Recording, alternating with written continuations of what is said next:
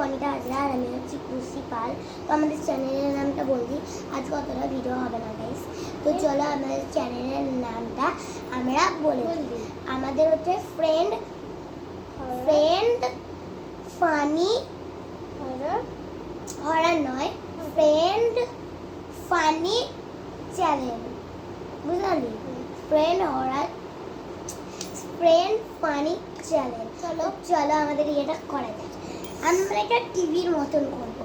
তো চলো ইয়ে শোন, এখানে এইভাবে ধর, এটা এখানে ধর, এইভাবে। ঠিক আছে, বলবই না